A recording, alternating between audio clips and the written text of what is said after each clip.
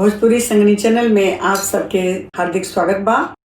रुन झुन बहेला पवनवा के कौन देशवा, हाँ हाँ कौन देशवा।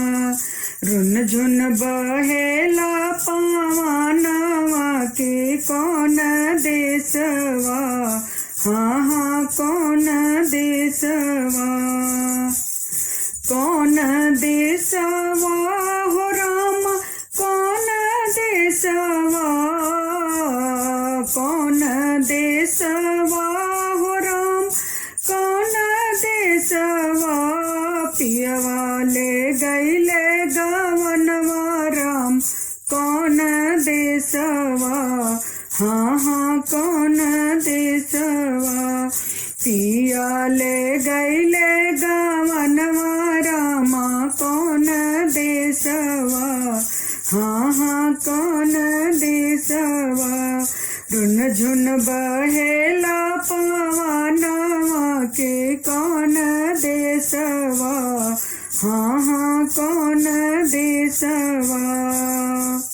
सास बुहारे गोरी अपना अंगनवा, साँझ बुहारे गोरी अपना अंगनवा। की देवरा पापीना, की देवरा पापीना।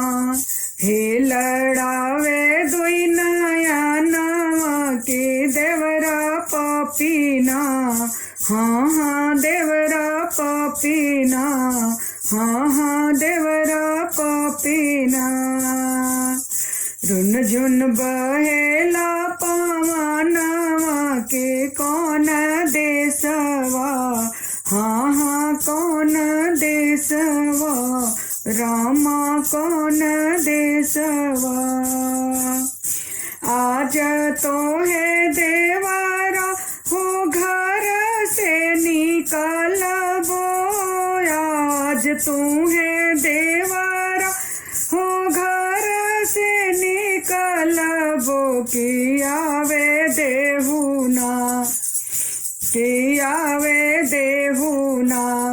साँझ आई है सजनवा की आवे देहुना, आज आई है सजनवा की आवे देहुना, हाँ हाँ आवे देहुना। रुन झुन बहेला पवनवा के कौन देशवा, हाँ हाँ कौन देशवा। काहे के भौजी हो घर से निकलबू, काहे के भौजी हो घर से निकलबू। की लिखी आइल ना, की लिखी आइल ना। भौजी विधि के विधानमा की लिखी आइल ना, भौजी विधि के विधानमा की लिखी आइल ना, हाँ हाँ लिखी आइल ना, हाँ हाँ लिखी आइल ना।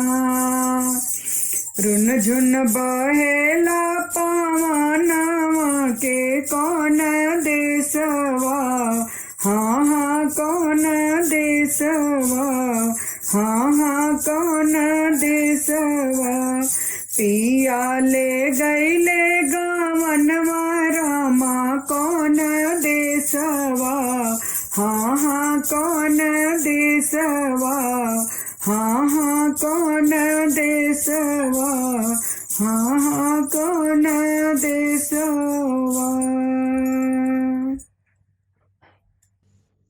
आप सबके ई कहारवा गीत कैसा लगल? अगर निक लगल तो शेयर और सब्सक्राइब जरूर करी। धन्यवाद।